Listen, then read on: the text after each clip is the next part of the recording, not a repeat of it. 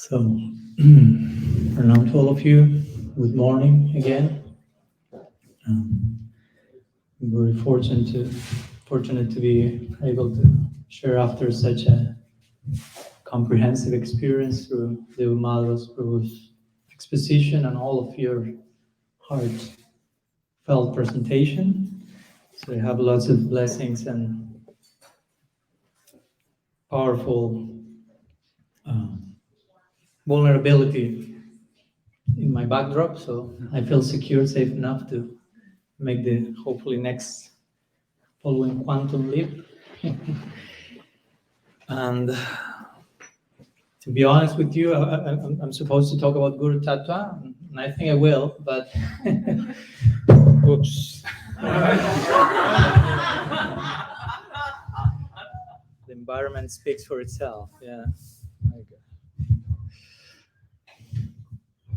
It is a little bit like, it's okay, no problem. But yeah, after going through yesterday's presentation and today in the morning, and seeing how many of you were opening your heart and expressing so many important points, I was kind of like, okay, I've been tempted to talk about unconditional love, and I'm tempted to talk about all the things that you are presenting, and I was realizing, oh, this is so important for all of you, and for me included. So I was kind of doubting, but eventually I came to realize, yeah, okay, we're going to talk about Guru Tattva in connection to all those things as well, because ideally the principle of Sri Guru has to do with the principle of unconditional love, embodied, personified, coming to our lives, the experience of that unconditional acceptance, unconditional giving, vulnerability, because disciple has to be vulnerable, and the Guru has to know what to do with the vulnerability. And for that, Guru has to be vulnerable as well. As we mentioned yesterday, you cannot be vulnerable and the other person remain non-vulnerable in your vulnerability. The result of that will be abuse or dysfunction of some type. So yeah, today and tomorrow, I would like to share a few words on Guru Tattva. Deva Madhava presented that as Guru Tattva approaches, pitfalls, and potentials. So let's try to navigate a little bit about in that connection, in that particular ocean, trying to talk about Guru Tattva, probably a little bit in not the most usual ways we used to hear that particular tattva, that particular topic.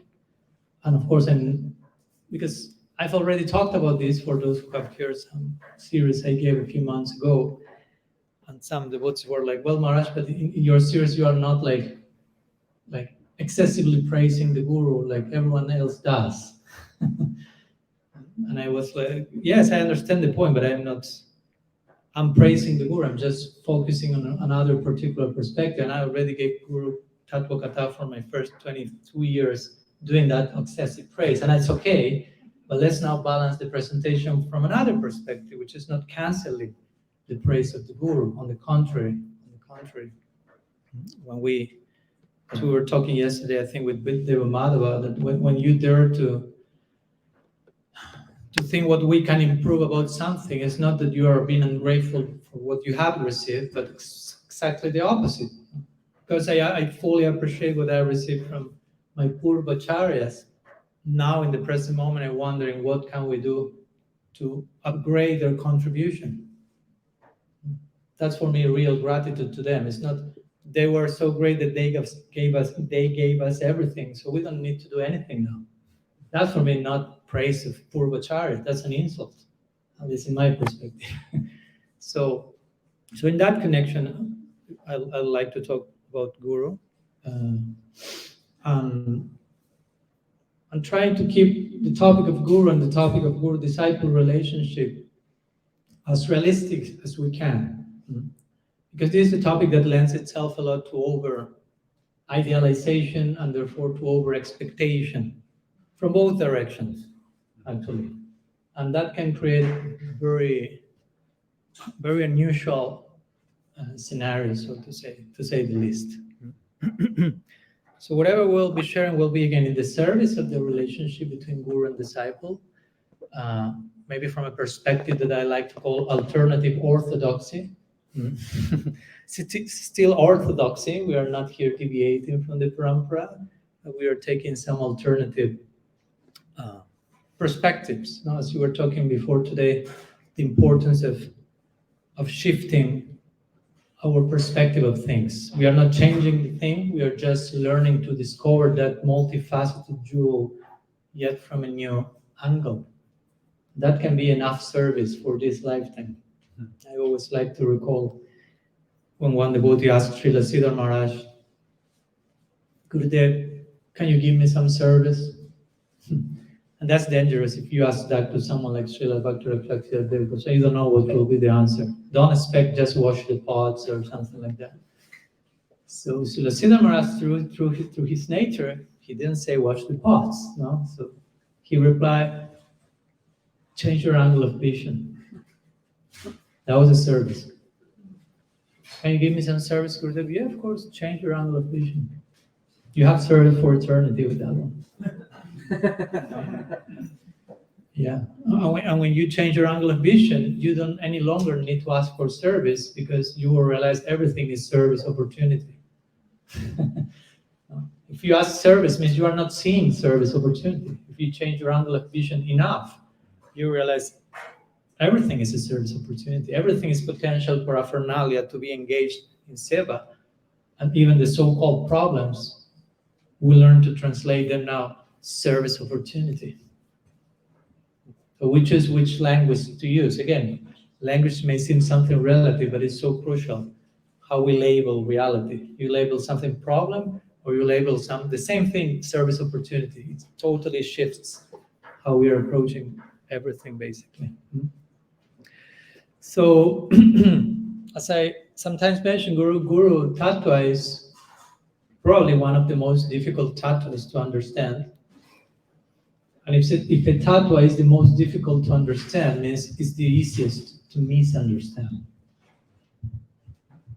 Yeah, if something is very difficult to understand, probably it's very easy to misunderstand. So it's important that we, in my opinion, we engage and spend some time, not only in this seminar, but on an ongoing basis in this direction. So one of the many ways in which we can misrelate to this department of revelation, of course, the classical one, which someone will say, okay, the guru is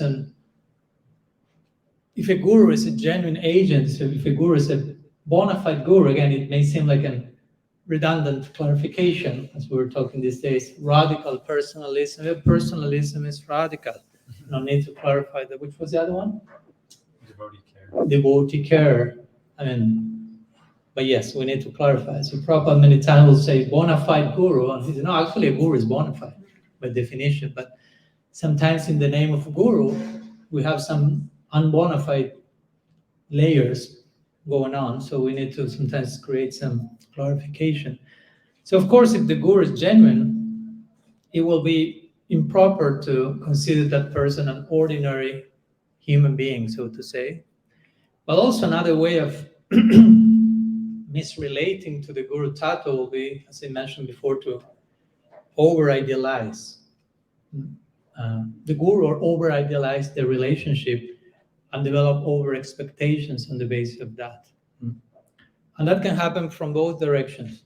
Not only the disciple may over-idealize the Guru, but the Guru can also over-idealize what the disciple is expected to do in service to him.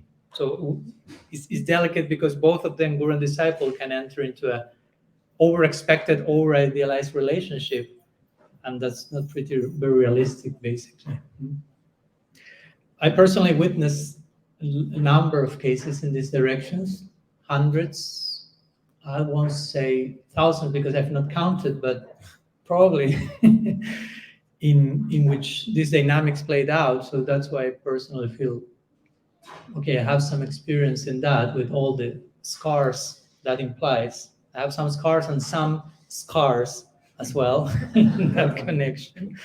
And I've written a little bit about that in in my recent book on Radical Personalism, I felt like I have to make minimum one chapter on this. So I call it issues and tissues between guru and disciple. And then I came to realize when I say tissues, I meant like layers, but some people thought tissues like, because many of those issues require some tissues. I didn't think about that. That was a good one also. So now I'm including to the meaning of that chapter also, issues and tissues between guru and disciple. I will be quoting a few sections from that with your permission, or without it, so to say. So of course, in one sense, there is no limit to how much we can glorify the guru, to how much we can glorify guru. In one sense, there's no limit. But at the same time, there's a possibility of over-glorification.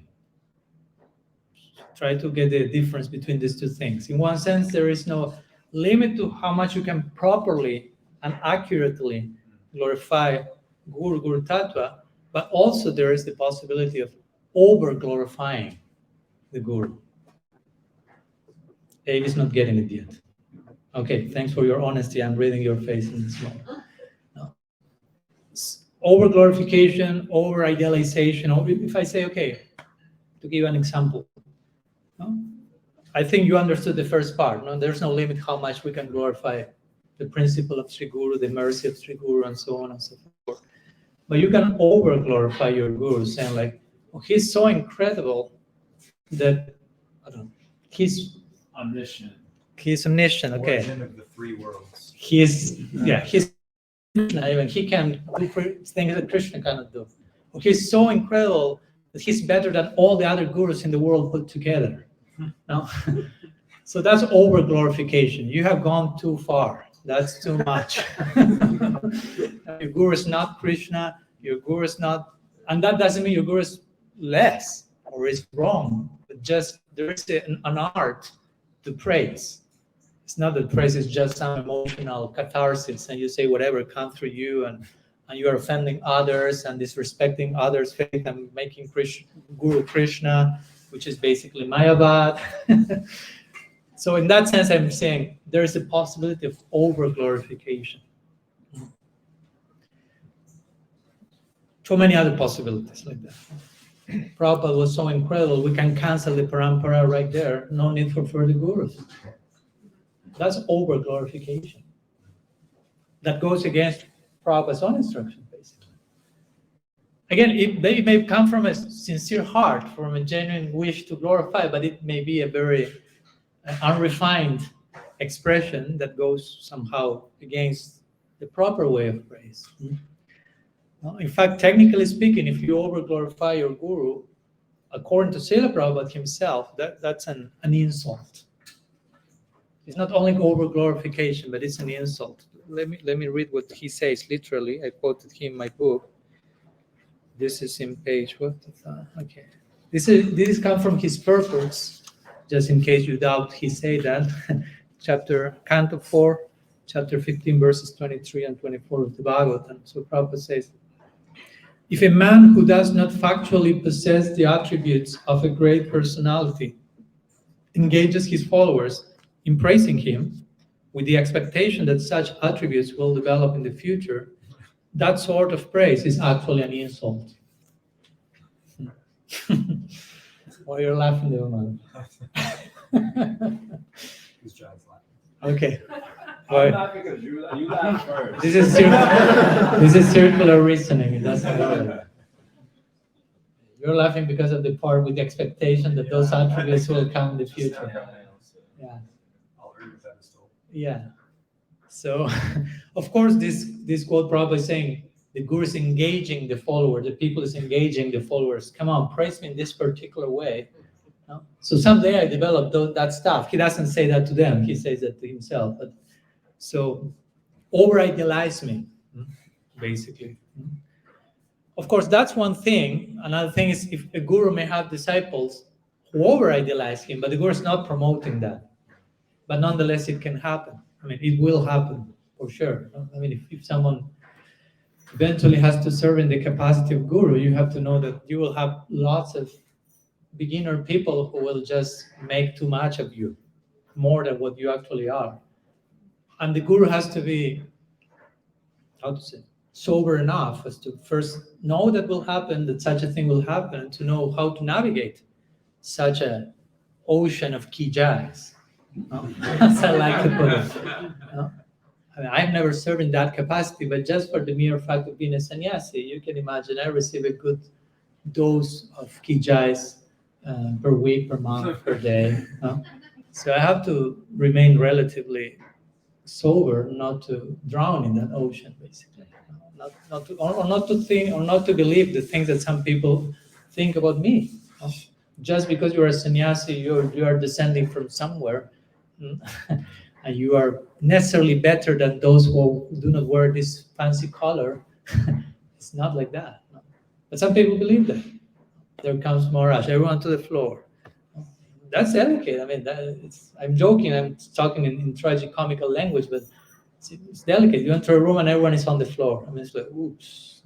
I mean, the only option for me is I have to go to the floor immediately to remain sober, and so on and so forth. Where everyone is talking in a room and I enter, everyone becomes silent. That's so frustrating, I can tell you. Just in case you see me entering the room, you continue speaking, please. Or even worse, you're doing kirtan, Maharaj Center kirtan stops. Scripture says, the center of the greatest devotees, he enters the room and everyone begins kirtan. I enter the room, everyone stops kirtan. So you can have a glimpse who's talking to you now. So don't over-idealize me, please. Because also over-idealizing anyone goes beyond sannyasi, guru, whomever. If you over-idealize someone, you are dehumanizing that person. You are taking that person out of the situation in which the person actually is and making that person something else. Not something more, something less will be actually. No? Because I'm basically telling you, I don't care for who you are. I want you to be what I want you to be for me. Yeah. No? And you say, no, but I'm not that. Kijai. So I'm just an object and an instrument of your need for objectifying me and making me a superhero or whatever. No? So that's another variety of impersonalism. To over-idealize someone, because I'm saying I don't care for you as a person. I'm not willing to deal with the messiness and complexity of where you may be now as an individual. I just want you to be an over-idealized, perfect superhero for me. So I don't have to enter into complexity in life. So that's, again, dehumanizing, depersonalizing, impersonalism. And of course, in connection to someone serving in the capacity of guru, that can happen so much. Sometimes guru is seen as a celebrity instead of a sadhu, basically. You know? Sometimes seen as a rock star instead of a genuine elder, venerable elder, or sometimes it's seen as a superhero instead of a human being. Because guru is still human. There are degrees of gurus, and we'll talk about that, but it's a human being. And it's not a problem to be a human being, just in case. We can repeat it 108 times during this retreat. No, there is not a problem being a human being. You can be fully human. Remember, Krishna is fully human, and Krishna is fully divine. If you take full humanity from Krishna, you no longer have Madhura Lila with him. The sweetness of the Braja Lila, totally lost. If you take humanity away from the Lila, you no longer can have Lila. So yes, as Jagannath Prabhu mentioned, one of the ways sometimes we project this over-idealization is Gurudev is, you say omniscient? Omniscient, no? So the Guru is, or infallible also, infallible. He cannot make any mistakes. Now this is a famous situation where Prabhupada Bhaktisiddhanta was giving a lecture and he mispronounced a word. And all the votes were like, the dictionary has to be changed from now on. We have just received the latest revelation that this word from now on is to be pronounced in this way. It's pure Shabda Brahman, uninterrupted revelation. So you don't say harmonium anymore, you say whatever.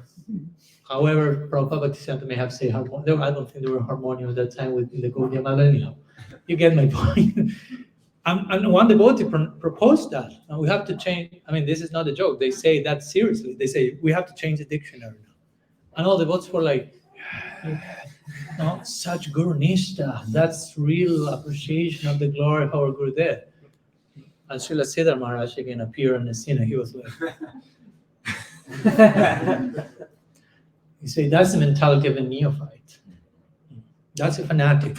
He said, if you are progressive, you will acknowledge that mistake, which is a mild mistake. It's not compromising your guru's standing, mispronunciation. And you will acknowledge the mistake in service of your guru. So that's a higher service than just denying all possibility of mild mistakes in the name of absolutizing even the relative. Because the danger is when you absolutize the relative, you end up relativizing the absolute many times. So anyhow, that can happen. We can think Gurudev is infallible, he can commit no mistakes, and that's a big problem. And of course, that speaks about our lack of willingness sometimes of dealing with imperfection. And our need to have something extremely over-idealized. Because if you make a mild mistake, my whole faith edifice starts to crash. And it's like, no, it's okay. There is charm in imperfection. I mean, go to Krishna Lila. Our God is a liar, a thief, a womanizer. In the context of Lila, he's divine, transcendent, but all those things are all imperfections are there. And those imperfections make Krishna especially charming. You go to Narayan, he's too perfect.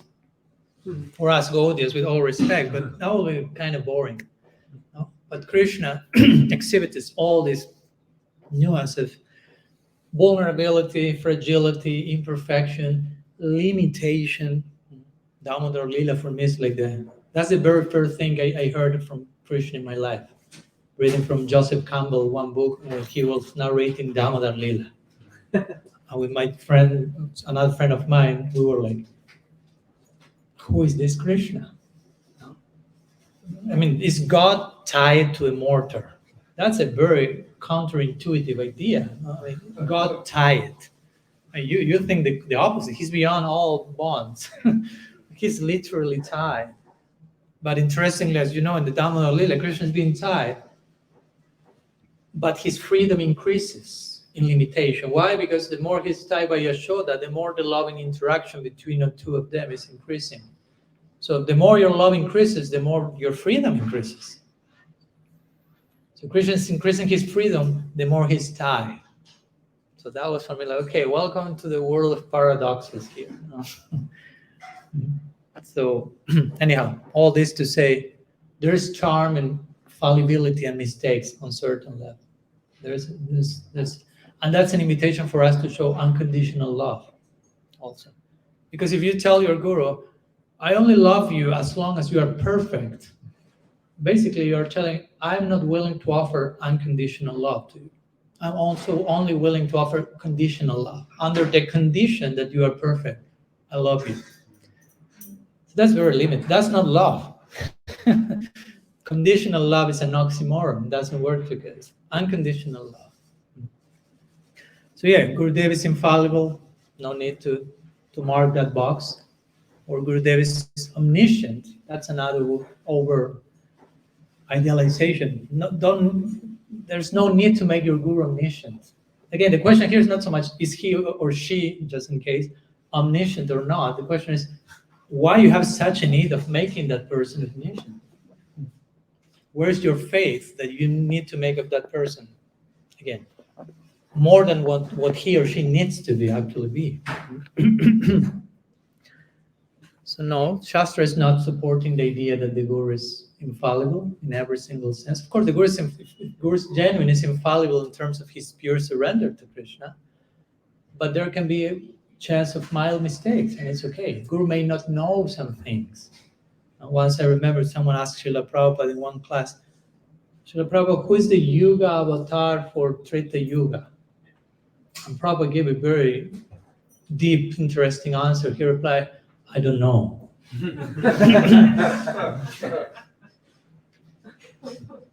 That's it. It's okay. You can say, I don't know sometimes also. But sometimes even if you are serving the capacity of Guru, you may enter into this like performative role that I have to have answers to every question and I have to give perfect answers. Okay, we have perfect question, perfect answers. I'm not discounting that book. My opponent, the same main character of that book is the one who's saying, I don't know. No? And there's place for I don't know, for being honest. And it's a detail. Again, he's not knowing something crucial. It's like, I don't know. That's a detail. We're in Kali Yuga. Take advantage of Mahaprabhu. Who cares for the Yuga avatar of Treta Yuga? With all respect, of course. But it's just like intellectual entertainment, so to say, distraction. No? So, again, Shastra is glorifying the Guru, hyper-glorifying the Guru, but never over-glorifying the Guru. There are two different things. You can find hyper-glorification as the chanting of the unending glories of the Guru principle, and that's beautiful. But another thing is, again, over-glorification. That's not present in the scriptures. And something that I think I mentioned yesterday is that when the Shastra is glorifying the Guru, it does so from the perspective of considering that the person acting as Guru is perfectly serving in that capacity. So on that basis, the Shastra will glorify the Guru in absolute terms and will expect absolute dedication to that principle. Taking for granted that the agent, the Guru agent who is representing the Guru agency, is fully qualified for that to happen. You follow my point? Because if you don't understand that, what if someone is representing a Guru partially or in a deviated way? And say, no, but the Shastra says you have to fully dedicate to your Guru. As long as the Guru is fully acting as a Guru. It's like a policeman. He's representing the police department, and I have to act accordingly to the policeman as much as the policeman is representing the police department. If we have a corrupt policeman, I mean, the very police department will put the policeman in jail. To give an example, no? Or like an encyclopedia will describe, like Shastra describes the Guru ideally. If you go to an encyclopedia will describe what an apple is. An encyclopedia will take for granted that an apple is not rotten and half beaten, but it's red and round and has this. So it will describe an ideal apple. Then you will find so many versions of apples outside of the encyclopedia, but it gives a general ideal meaning of that. So it's important to know that scriptures, when they glorify the Guru, is on that basis. We are speaking about the complete full apple, so to say, the full Guru, the full version. And yes, we have to fully dedicate ourselves to that. But in some cases, God forbid, but it may happen, let's be realistic, someone representing the Guru department is not fully acting accordingly. In that same proportion, we are not to surrender to that lack of representation, basically. Because if not, that opens the door to abuse. And I've heard so many examples of that, like, no, but we are to surrender completely to our Guru. Yes, but if your Guru is asking you to lend yourself to abuse, that's not the Guru TATTVA talking through that person. So you shouldn't surrender to that in seva. And probably all of you are protected from all that, and I'm so fortunate that is going on, but sometimes that's not the case, so that's why I'm sharing some of these perspectives as well. No? So going back to the over-idealizing of the Guru, and I'm saying this again just to keep things human, realistic, and personal. Again, if you are over-idealizing someone, that goes against radical personalism. Radical personalism is Guru and disciple relate to one another as who they are from where they are, as realistically as possible. So another classical template of over-idealization, over-expectation is the guru must be a Nityasiddha. We talk about that with Jagan a few times. You understand what do I mean by Nityasiddha? Like an eternal associate of Krishna who is descending from the spiritual world. Sometimes I've heard that, although nowhere in Shastra this is mentioned. The guru has to be a Nityasiddha. And of course, you cannot measure that also.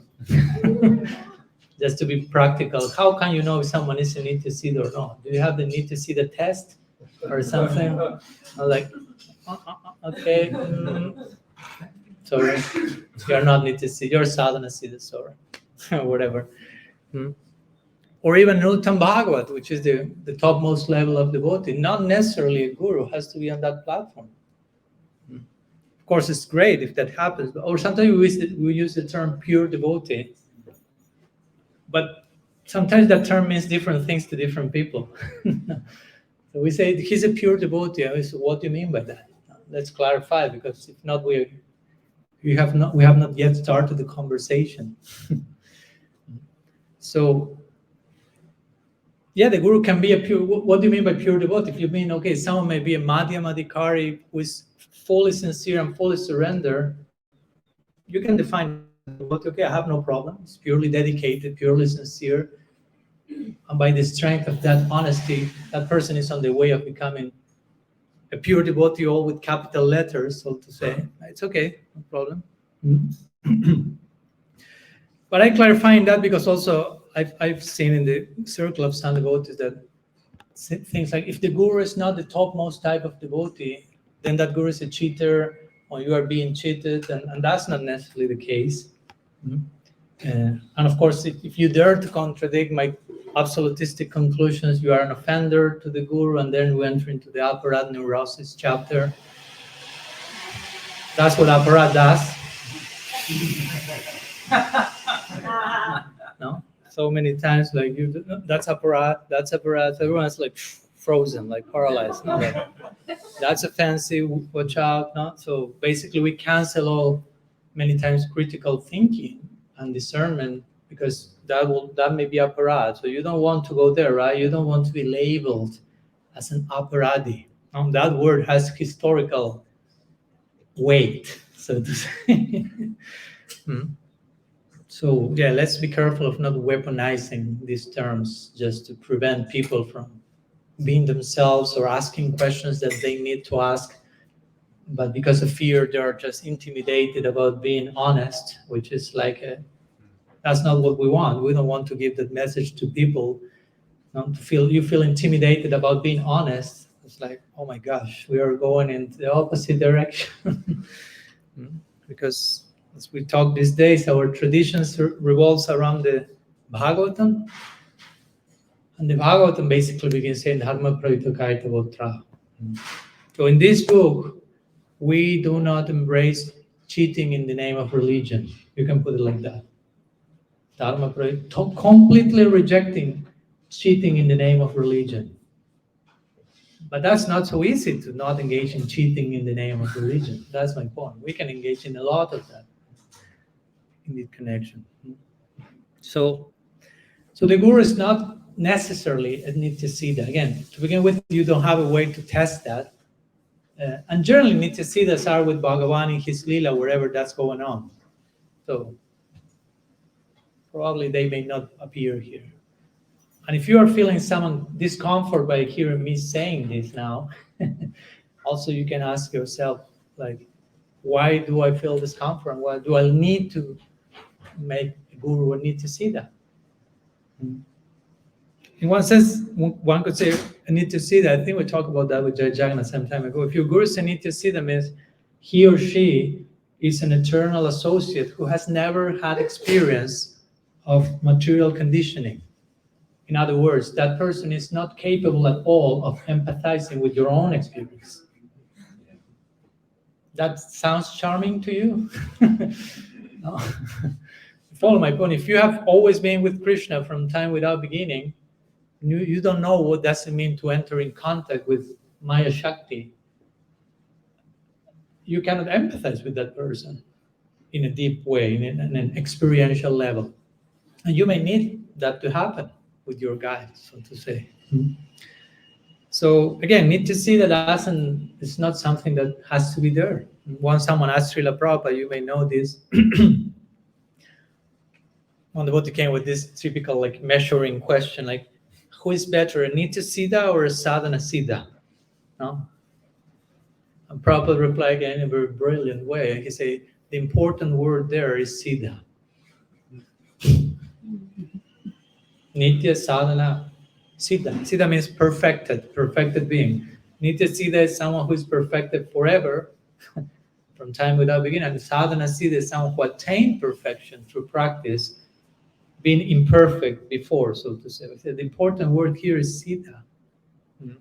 So no need to create a competition on who is better, who is worse. Indeed, in Brihad Bhagavatamrita, Sanatana Goswami at one point seems to suggest, in one way, it's better to be a sadhana. The sadhana siddhas are better. I mean, he's not saying they are better, but he's especially praising sadhana siddhas. Why? Because they have been put to test. Their devotion was tested. Again, I'm not saying Yashoda is beyond the sadhana. I'm not saying nothing like that, but he especially highlights those who attain perfection after practice, after going through struggles. And I think, at least for me, in my personal case, many of the main things I've learned from my different mentors throughout these last decades was by witnessing their struggles. I mean, I was inspired by that. And I think we need way more of those types of testimonies, of not only just receiving the scriptures of someone being a superhero from day one till eternity, because how can you empathize with that? No? There is no journey, there is no struggle, there's no ups and downs. It's everything lila. No? Even if there was some struggle, that was a lila. No? So everything becomes lilaized, something like that. No? He had a problem. That was a lila only. It's okay. No? His absolute side is untouched by that. It's always impolluted and transcendental. And it's like, oof. No? It's discouraging because you don't have any point of reference. All these people are perfect, ideal, from beginning of time. So it's important to relate with the messiness of the elders. So who now are elders, who now are even perfect beings, but they went through those chapters as I'm going now. Like, for example, Bilba Mangala Thakur. I mean, I don't think Bilba Mangala Thakur is less glorious by some of the embarrassing chapters he had with prostitutes and stuff like that. For me, it adds to the glory. Oh, no, you have gone through all that, and now you have become Bilba Mangala Thakur. My Kijai will go with some special strength there. Pingala. Sorry? Pingala. Pingala, one of the 24 gurus. Yeah. It's important. I mean, Bilba Mangala Thakur, in his Krishna-bhakti, he begins offering pranam to his gurus. And basically, the first guru he offered pranam is Chintamani, the prostitute. So again, that's like, what? No, you are praising a prostitute in your Mangala Charan. What's going on here? But there's a place for that. No? So again, the question is not so much, is every guru Nitya Siddha and Uttam Bhagavat Sadhana Siddha, but why do I have, if I have, the need of making every one of those a Nitya Siddha? Is because of strong faith, or is because of a lack of faith? That I need you to be perfect, so my faith doesn't need to work so much because you're already perfect, so I can just like kijai, basically. Like sometimes I like to say, like, some people may say, okay, we want the whole world to be chanting Hare Krishna. And that may sound immediately like, oh, wow, such universal compassion you have. But in many cases, not all, but in many cases, you may just want everyone to chant Hare Krishna so they confirm to you that you are in the right place. No? Oh, if everyone is doing what I'm doing, it must be I'm in the correct place. I'm not enough convinced myself, but if all of you are doing it, okay, thank you for helping me to be more convinced. You follow? So it can play out like universal compassion, but actually it's weak faith, narcissism, and so on and so forth. So I'm saying all this again, not to point at anyone. I'm not pointing at anyone. You are a narcissist. You don't have universal compassion. You all are cheaters here, eternally damned. No, nothing like that. We already talked about unconditional love and so on and so forth, but also inviting all of us to remain vigilant about those templates, especially beginning at home, but also if they play out in some environment, to not be naive enough to just take everything like in absolute terms. Because sometimes when you are too naive and eventually your naivety becomes like crushed, you jump to the extreme of cynicism. And as I put in my book, there is no more cynic person than the disillusioned naive. No? Huh? When you're extremely naive and you get disillusioned, you become extremely cynical. And of course, the idea is to find a middle point between those two, which is be a discerning person, mature, grateful, not naive, not cynical. No? Because I've seen so much of those things, seen myself going through those motions in so many stages in my life. So,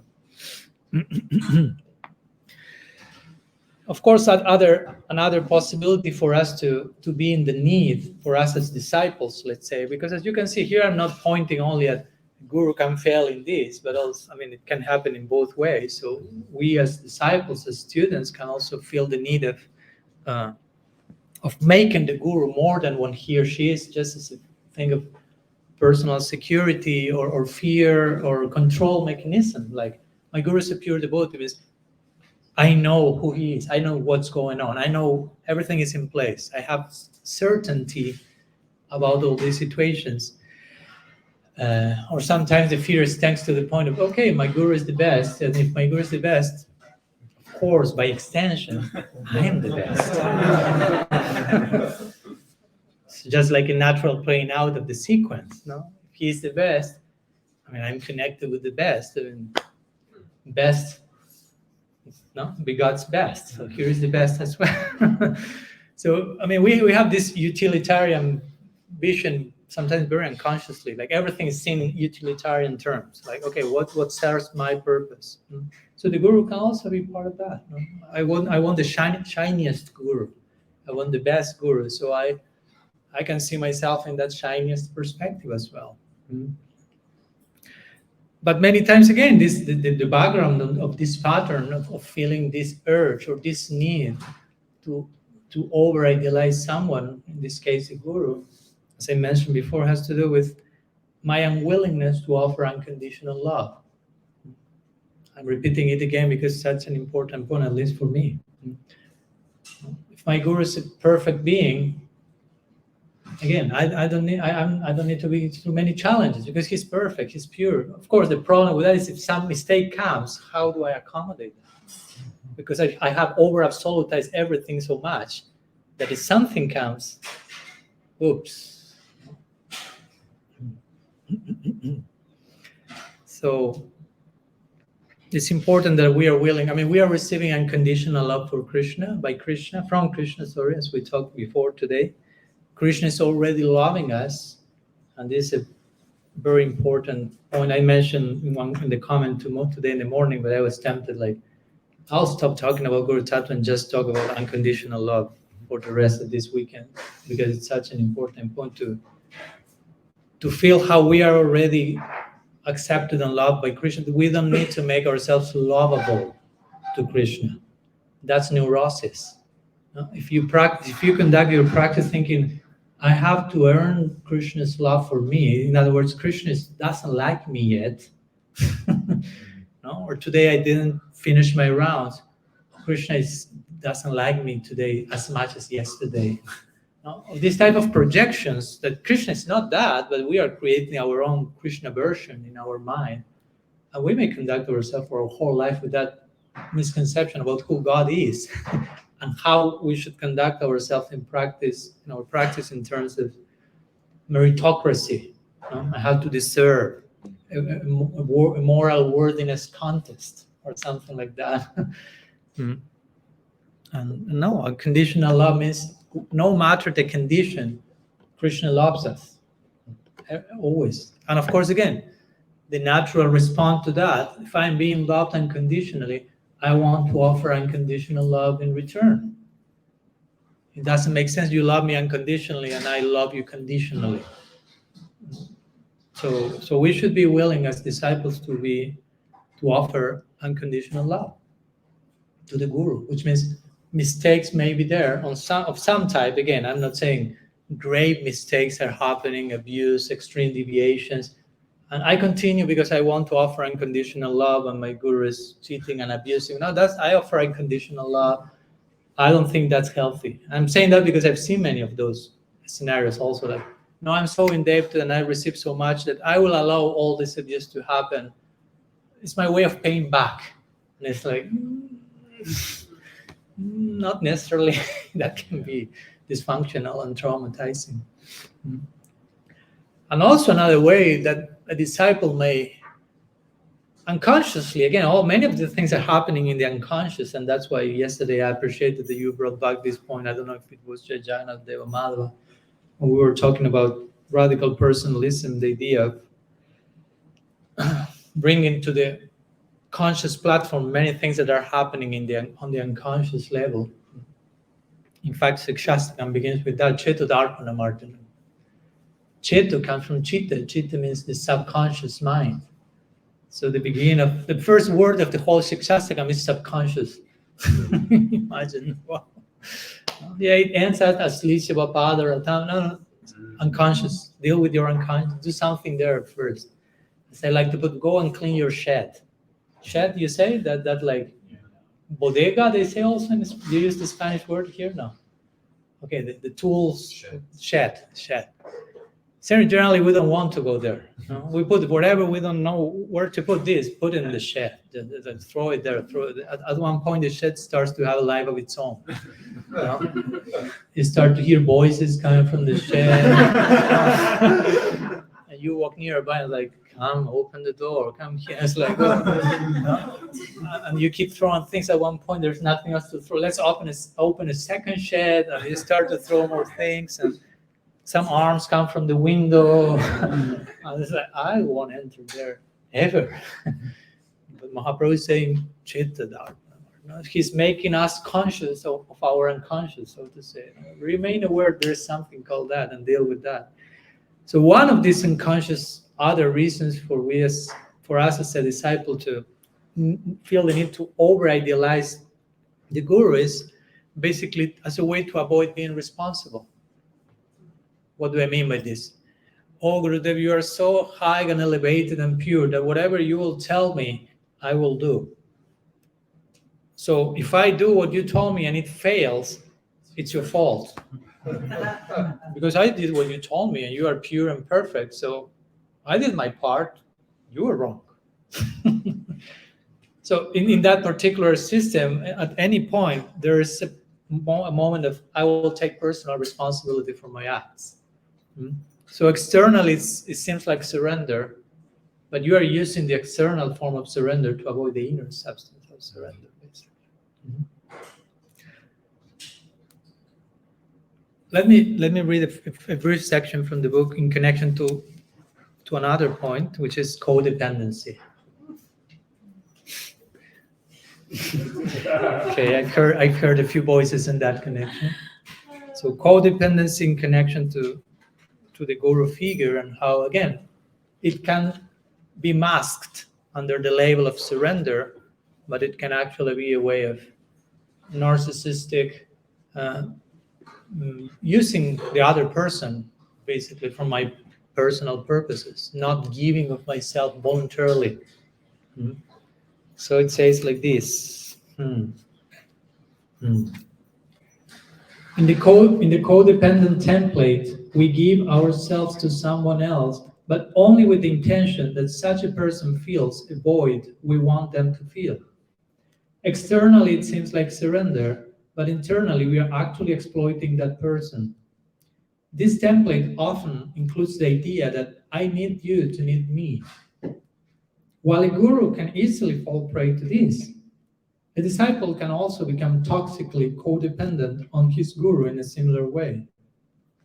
While a novice disciple may understandably use a codependent template in the beginning, The guru, who ideally should not be a novice herself, should detect this pattern and know how to deal with the disciple's initial codependency, guiding him into full-fledged maturity and freedom.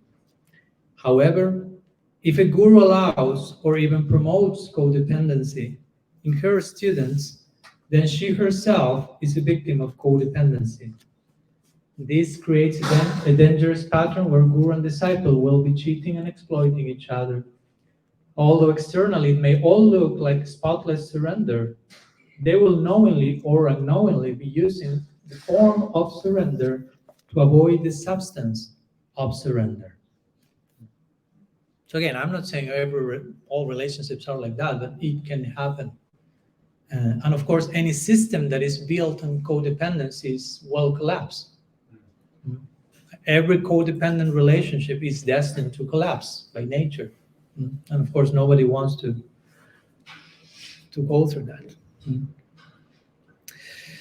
So going back one moment to the idea that I mentioned before, why this measuring of my guru needs to see the Uttam Bhagavat, pure devotee. Again, how much we can measure that.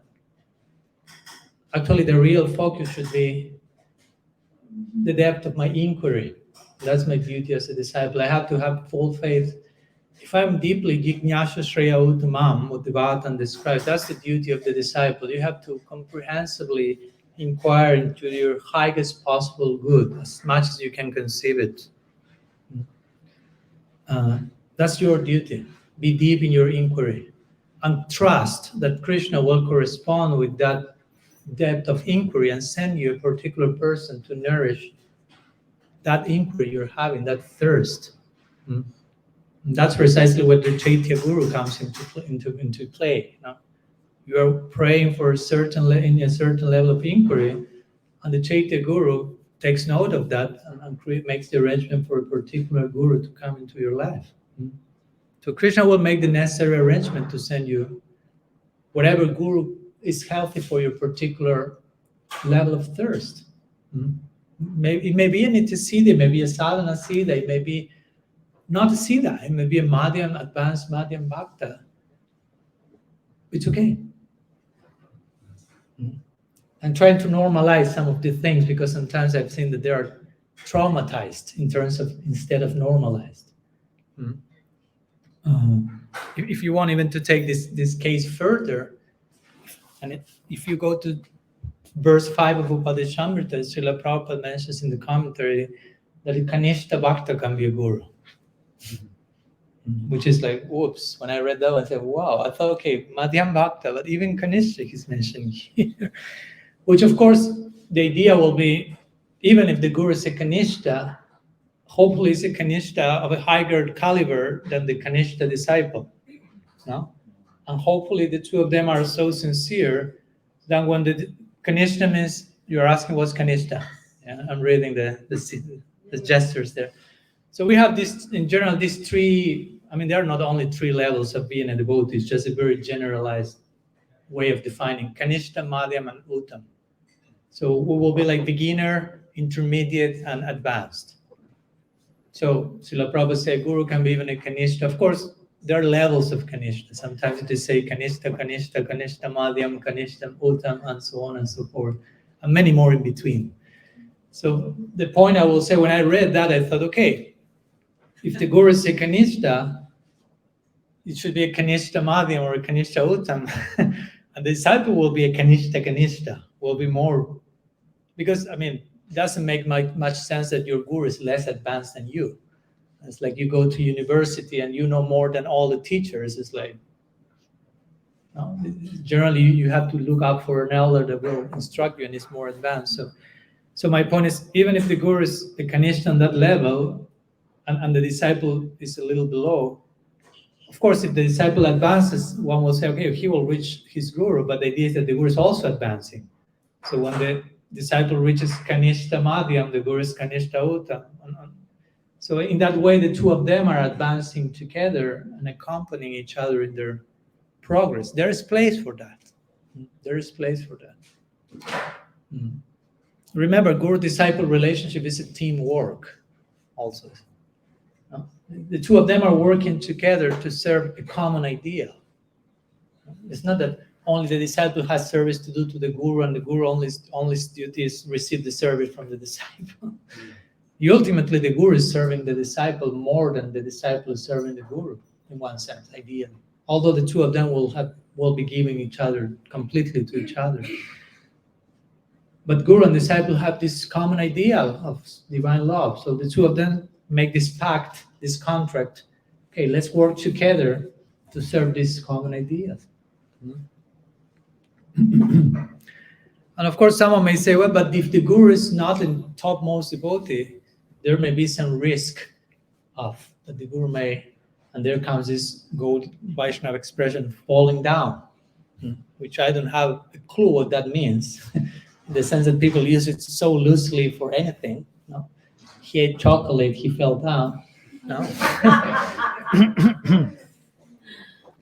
He broke one of the 4 legs, he fell down. He didn't finish the 16 rounds, he fell down. And fell down. And for me, just like, no, it doesn't work like that.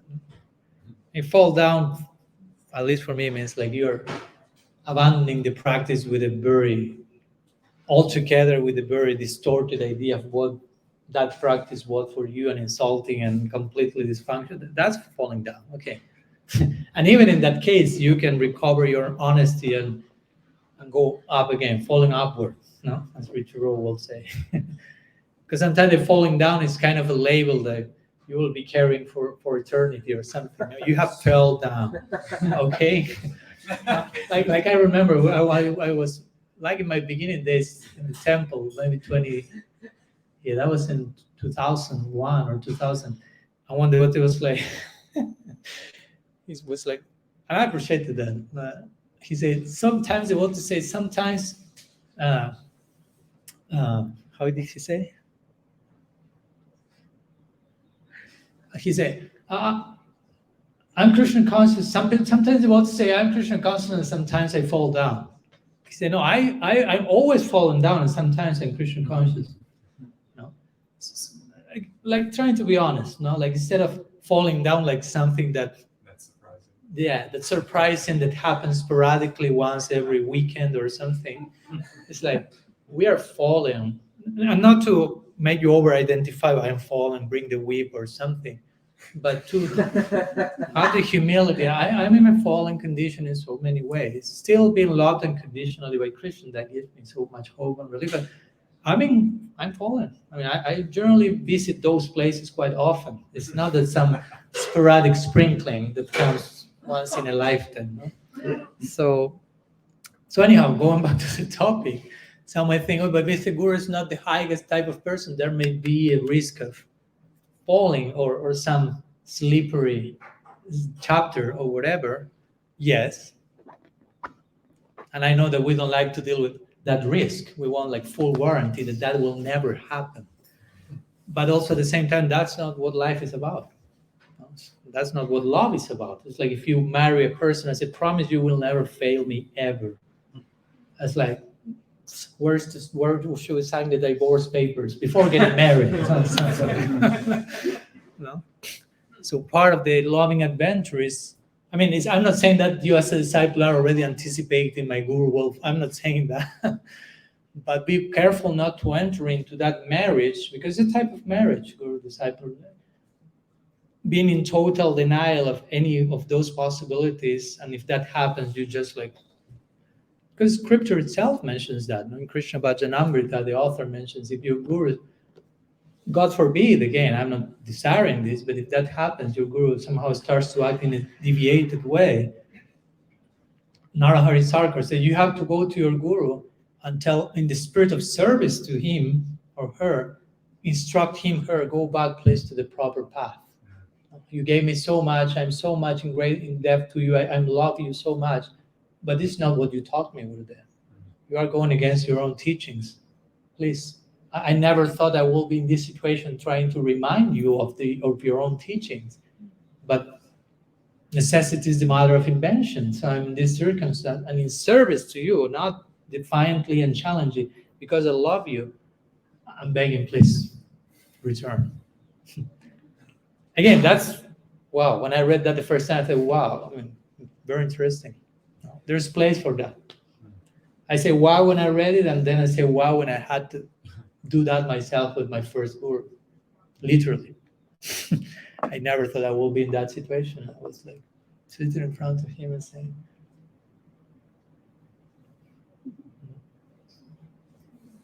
the two of us ended crying and so on and so forth. But that was the chapter in service. We are to enter into that chapter also in service. Right? But even if someone who assisted us as a guru have some lapse or even more than that and even became distanced, I will say in those cases, be careful not to be ungrateful either. Don't think, oh, that person was a fake from day one. I didn't learn anything. All was in vain. I've seen so many, unfortunately, devotees go into that, again, cynicism. No, everything was a hoax. No, I was in a cult without realizing for the last 25 years, that sticker that you have here. No. Even if that person had a problem, that connection that you had with that person for a certain period was useful. And it's okay. You have to acknowledge that. And you have to move on with gratitude. That's it. Maximum that person taught you what not to do. If you are not able to see any positive content, which I don't think that's the case, but even if that's so extreme, okay, that person taught me what not to do. Thanks so much for giving me the negative impetus, the negative version. I mean, again, I don't want to enter into my unauthorized biography here, but you can be connected with a guru who was genuine for years and eventually ended up being a sexual predator, but was not in the beginning. And it's like, it's complex to accommodate that. Like, what to do with that? Because sometimes I've heard this type of things. Oh no, if that happened, means that your guru was always a cheater. And if the guru is a cheater, you were a cheater and you received a cheater guru. Now, these types of like one-liners that are not very sensitive, I will say, especially if someone is kind of recovering their life coming from that chapter and sounds like, oh, that means you never had a guru and you were not sincere and Krishna sent you a false guru because you were a cheater yourself. Okay, thank you. You'll inspire someone else. Yeah.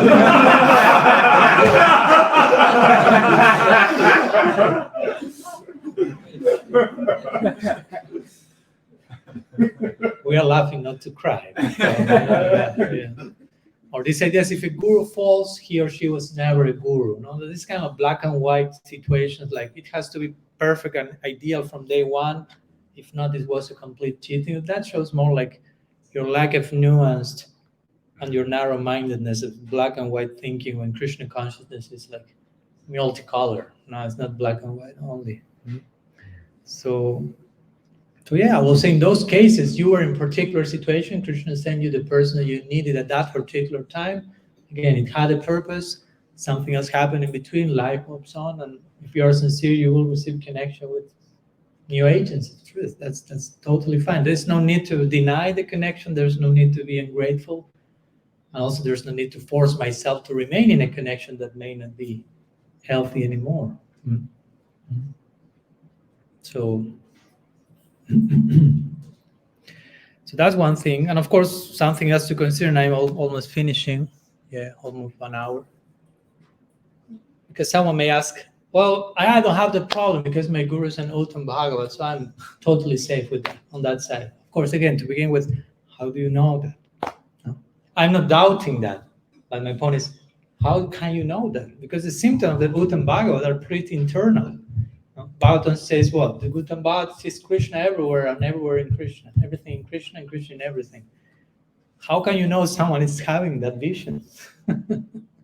It's considerably elusive. And so your shelter is your own sincerity and trusting that Krishna will connect you. But my point is, if someone says, I have a connection with an Uttam Bhagavat, I received diksha from that person, like I'm on the other side of the rainbow, I'm totally safe now. Not necessarily. I mean, you can have the topmost Paramahamsa on planet Earth as your guru, but what you are doing with that connection.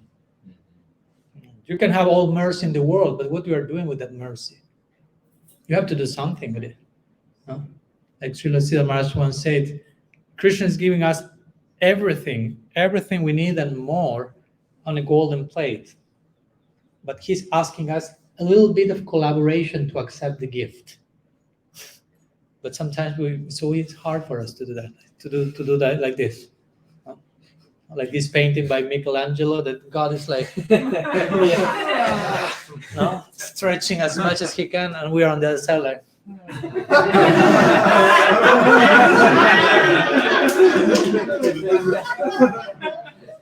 You saw the painting? You saw that? Yeah. That reminds me of what Srila Sarah is saying here. A little bit of collaboration to accept the gift. Accept the gift. I'm not so sure yet.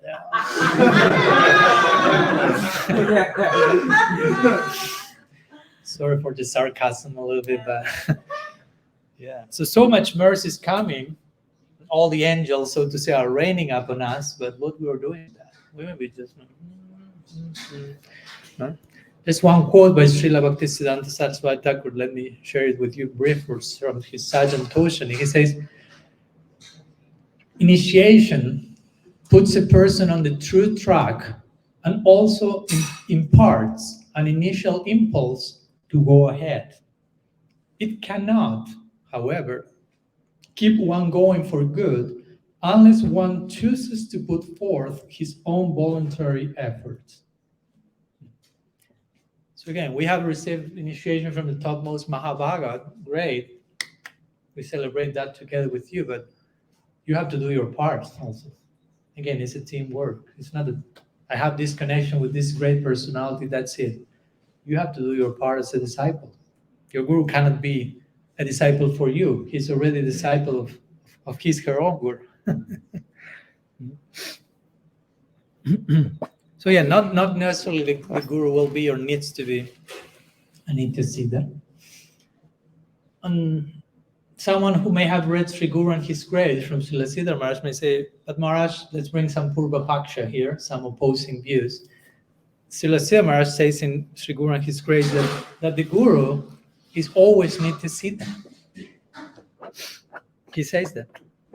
But also he says in other parts of the book that the guru can be sometimes a Madhyam Bhakta. And the Madhyam Bhakta is not a Nityasiddha, I can tell you. So how to harmonize those two things? So the idea is that when Srila Siddhar Maharaj is saying the guru is always Nityasiddha, and here I enter a little bit more, technical expression, he's referring to Samasti Guru. Samasti Guru means the universal principle of the guru, the agency of Guru Tattva, which is represented by different agents. No? Let's speak in those terms. Agency and agents. Police department, policemen, so to say. So gurus need to see eternally perfect. Yeah, Samasti Guru. Krishna himself is that original guru. In the Bhagavatam, Krishna is described as Param Guru and also Param Guru Guru, it says in one verse. He's the guru of all the highest gurus. But when we refer to the Vyasti means the individual guru who represents the agency of the guru, Krishna's will. So the Vyasti guru, the individual human being, let's say, not necessarily is a Nityasiddha. Again, if we don't understand this properly, the position of guru can become the position of dogma, basically. Because whomever is serving as a guru is a Nityasiddha, therefore is untouchable, is immune to all fault. If you see any fault, you are an offender. If you want to be part of the club, no faults are allowed here. And it spirals down into very dangerous scenarios, to say the least. So again, going back just to conclude to my initial point, all this can happen by this idea of over-idealizing, over-expecting also. If you over-idealize someone, you will over-expecting from that person. So basically today I want to share a few ideas and hopefully some criteria to deal with scenarios so we don't switch back from naivete to cynicism, as I mentioned, no? But can find some find some middle point of proper discernment, and to normalize, humanize the relationship between guru and disciple. Understand it doesn't necessarily mean that the guru has to be the topmost person. The guru has to be advanced at least relative to the advancement of the disciple. Let's begin with that common sense point, period. And of course, there are exceptional cases of exceptional gurus, of exceptional disciples, like, I don't know, Dhruva Maharaj, he heard like 5-10 minutes of instruction from Narad Muni, and in less than 6 months, he had darshan of Krishna. Like, wow. Imagine, 5 minutes, siksha, 6 months sadhana, Hari darshan. Where can I sign up? Nowhere. Nowhere, exactly. Thank you. Because most of us are not Dhruva Maharaj to begin with, and most of the gurus are not Narad Muni, let's be honest, which is okay. Interestingly, when you say when sign up, Narad Muni in that section of the Bhagavatam in the 4th canto, he's mentioning no one else can do what Dhruva did. Just in case someone was wondering where to sign up, there's no paper to sign up in this case, no? Extraordinary case, exception to the rule. And so I think if we want to be human and realistic in our approach to the guru-disciple relationship, we have to be careful of not over-idealizing, over-expecting what both guru and disciple have to be offering. Because, again, the healthy, we'll continue talking about this tomorrow, but it's very important to keep the difference in mind between the exception and the rule, the norm. The exceptional cases are there, kijai, we are blessed by that, but the norm, the normal, is what we were probably well meeting in our path in many cases. Any system will be mostly useless if it only works when participants are exceptional. Let's put it like that. A system will be mostly useless if it can only work when participants are exceptional. This will work if all of you are exceptions to the rule. Like, okay, we're living, basically. So systems cannot be developed based on exceptions, basically, but based on norms. So that's why we wanted to share some words trying to normalize the dynamics between guru and disciple. So anyhow, some thoughts I want to share today with you. We have a few minutes. If there is any question or comments, things that you may like to share. Okay, let's begin here and we go. Thank you, Maharaj, for that. Thank you. Really excellent, expansive, and sensitively approach to something so complex. I was wondering, in our lives, we can have so many people who we see as really important gurus. And so what happens when one may start to feel, how would you advise when one may start to feel like their primary guru in life may be shifting or changing or evolving? Of course, it's a question that my attempt to remain a radical personalist, I cannot answer specifically to the question because every case will be different. Someone may say, Maharaj, my inspiration with my Diksha Guru is diluted in this chapter. What do you suggest? But I inspire with this other person. But the question is, why your inspiration is diluted? You may have a proper reason for that, or you may not have a proper reason for that, and you may need to correct yourself. No? So you follow my point. So I cannot just like give an absolute answer because each scenario will be different. Like sometimes if I hear the words, okay, I'm no longer inspired by that person. Sometimes we take for granted, oh, that person must be doing something wrong for you not to be inspired with him. But probably that person is super honest and unique, and you are not honest. And that's why you are not inspired with his or her honesty, because it's challenging you. It's taking you out to places you don't want to go and look.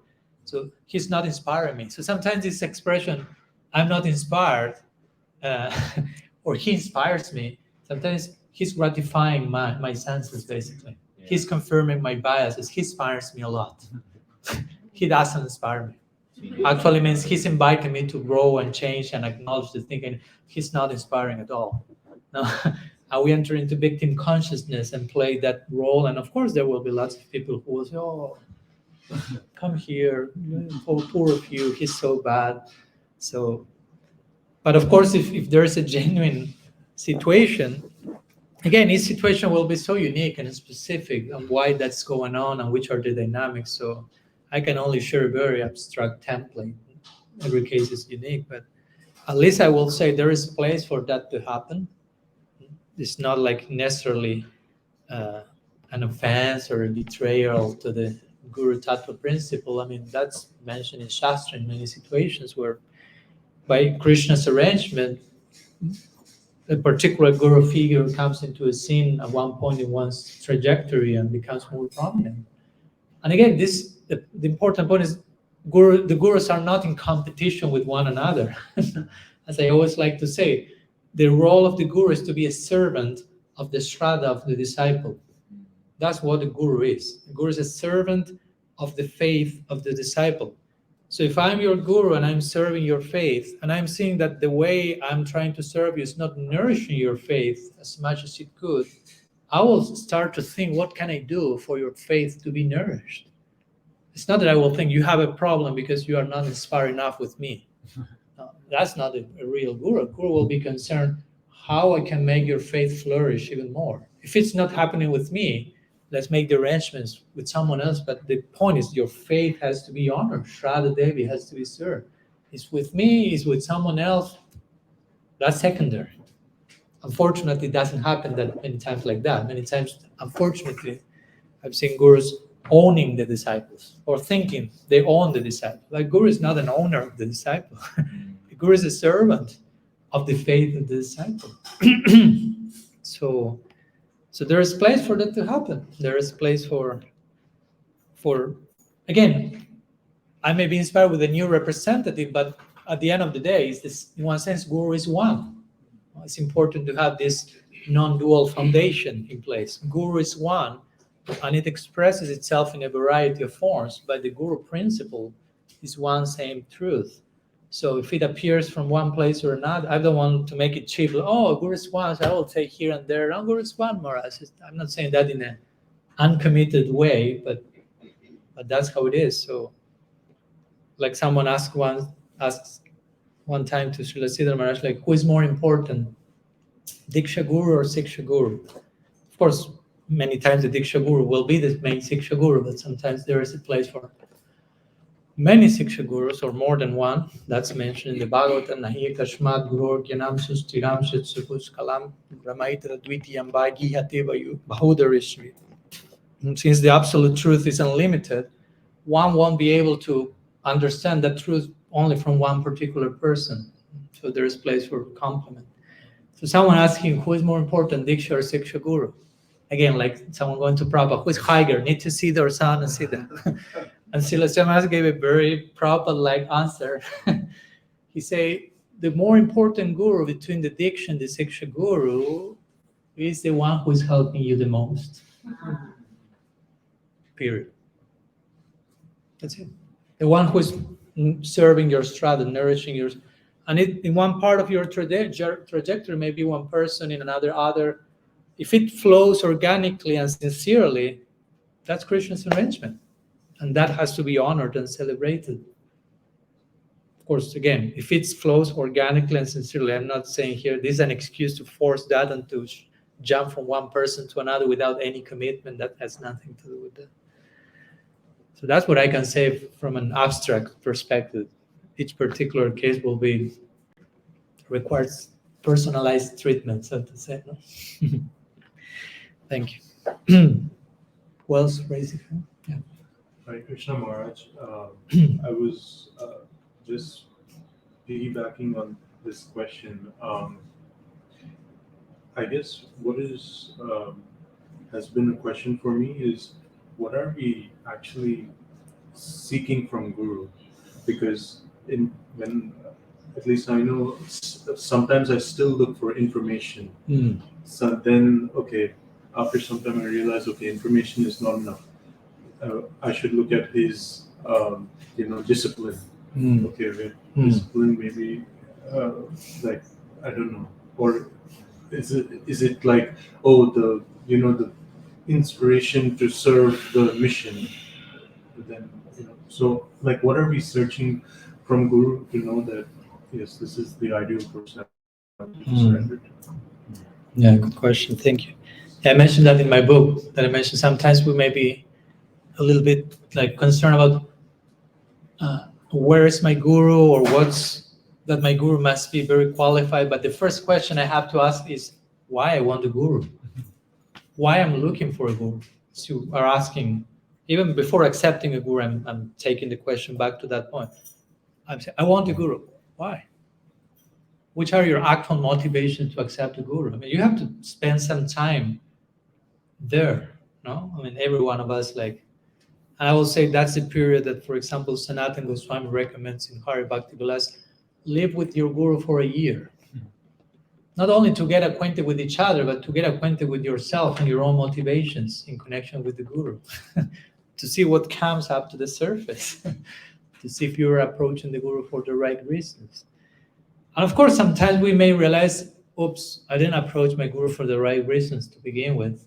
I'm starting to realize now which were the actual right reasons. And of course, Guru is ideally merciful, like Krishna saying in the Gita, Chaturpida Vajantima. I mean, all these messy type of guys come to me with different separate agenda. They want knowledge, they want wealth, they want to stop suffering, they want whatever. So many things. Okay, we have to begin somewhere. Come with all that stuff, and gradually you will get to know what the real game is about. So sometimes the guru also will realize, okay, these guys come as disciples, as I mentioned before, and some of them come with a codependent template. Some of them come trying to fill up some absent father figure in their lives. Because some people may look for a guru from those places, some unresolved emotional trauma from childhood, and projecting, okay, he will fill that unconsciously, with a good heart, but unconsciously still carrying that baggage. So the guru has to be expert in acknowledging that, dealing with that, and gradually taking the disciples to, ideally, this is what it means to be a disciple, and to be a guru, and to have a relationship between the two. So I'm saying all this because, again, we can speak about the ideal spirit of inquiry for a disciple, but each disciple will be in a different situation. So in one sense, the reply to your question also may be different to each person. What disciple is to look up for the guru, but I will say I like always what Srila Siddhar Maharaj said, and sorry to refer so many times to him. I mean, I don't have to ask back forgiveness, but I like Srila Siddhar Maharaj too much, as you already can realize, and especially in Sri Guru and His Grace. In this book, he speaks so many interesting things, and one of those is, he says, your guru is your own potential appearing in front of you. Wow, first time I read that quote, I was like, your guru is your own potential appearing in front of you personified. It's another person who is coming to show you all that you can be. Through the example, through your own potential. That's a big commitment, because imagine you are coexisting with your own potential at every moment. As we say yesterday, sometimes we may be terrified of our potential. So the guru ideally has to embody this personification of divine love and commitment and dedication. So yeah, we are to identify with the prospect that the guru embodies, basically. We are to look up to the guru and say, okay, in him, in her, I see myself full-blown, so to say. So I identify with that prospect, with the invitation of that prospect, and I enter into that relationship willing to do the needful to reach that place, voluntarily. And yes, in that connection, I will look up to my guru's example, my guru's teaching, and so on and so forth. Now, I will be imbibing all that. But as the Bhagavatam said, I will concentrate on that. The duty of the disciple is, among other things, Jignasu Shreya Uttamam. I mean, these three main verses of the scriptures which speak about guru and disciple, Tashmat Gurum Prapadita in the Bhagavatam, Tad Vidhi Pranipatena in the Gita, and Tad Vigyan Artam Sagurumi Vabhi Gachet in the Upanishads. The three of them say basically the same thing, which is very interesting. The three of them describe the qualities of the disciple first, the qualities of the guru then. No? Like implying first, speaking first to the disciple, like, okay, you are looking for a guru, but first be a disciple. No? Because I've heard many people tell me, Maharaj, I've been looking for a guru for the last 45 years, and I have not found any. And I'm like, have you looked for the disciple first? Have you looked for yourself as a disciple? Because if you are not going there first, the guru will never appear.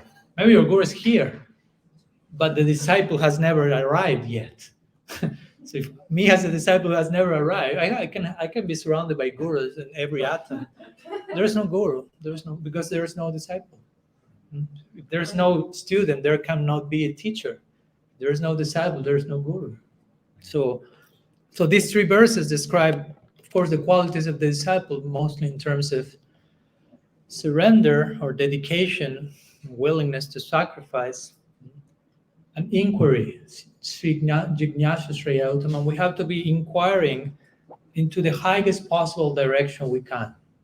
Whatever we may be, I will put it like that. Whatever we are as a disciples in our stage, what's the highest possible direction and deepest possible way I can direct my inquiry? That's a commitment, that the vow we accept as disciples. I mean, to be a disciple is not a joke. It's not a formality. It's not, oh, I have a new name now. No, I have a bigger, whatever, Kantimal, whatever. I received the banana, the sacred banana. I received some touching and one banana, burned banana. I'm like, saved now. No, you sign a contract of committing yourself to inquiring the highest possible direction you can on a daily basis, without neurosis, just in case. Sustainable project. So, and that will, as Padmanabha was saying yesterday, that will shift in time. What's the highest possible inquiry today, in a few days will be different. You will discover, oh, there's a new way to be a disciple. Diksha means initiation. And initiation means you are initiating something. It's not over. It's not, oh, I'm already initiated.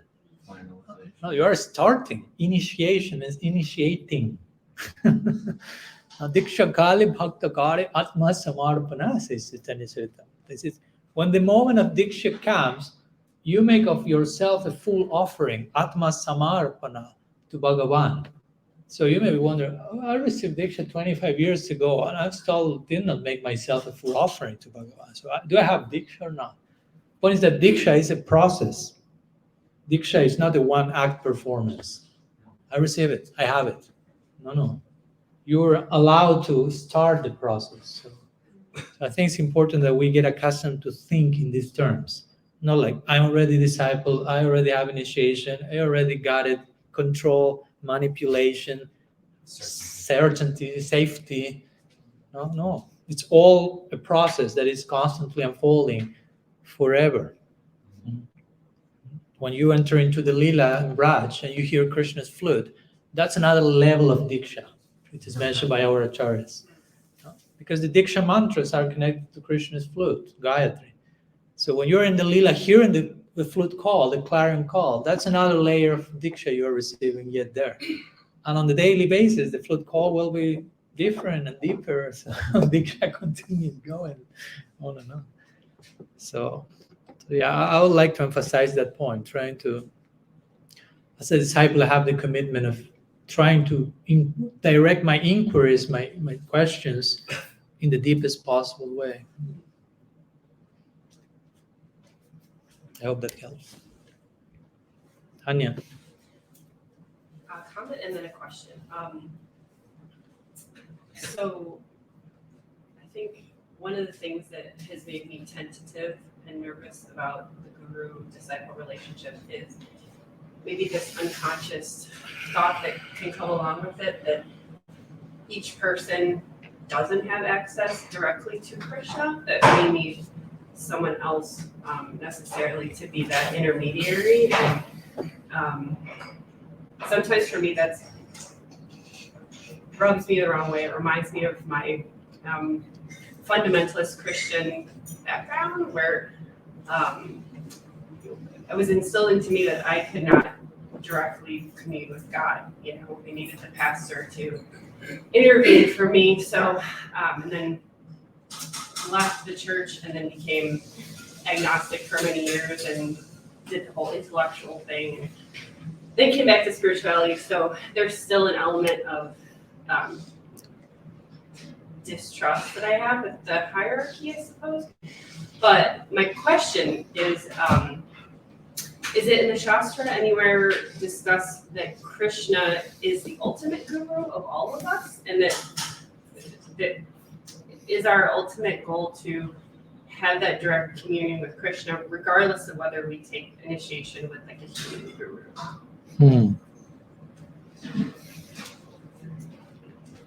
Yeah. Can I read something in that connection? Yeah. I will clarify it also. You share what page you're on? Sorry? What page? You are such a good student. Page 247, and then we will move to 48. Mostly 248. So I'm quoting in 47 so many verses of the Bhagavatam what Krishna is described as Jagat Guru. For example, Atma Guru, the Guru of the soul. Akila Guru, the Guru of all beings. If you want, you can see all the quotes later. Jagat Guru, the Guru of the whole universe. What else? Sarvaloka Guru, Guru of all the planets. Param Guru, the Supreme Guru, and Param Guru Guru. No? That's the Guru of all other gurus. So I'm making this point to make clear, Krishna is the original Guru. So whenever we speak about Guru as an individual human being, we are speaking about someone who is representing that original Guru who is Krishna.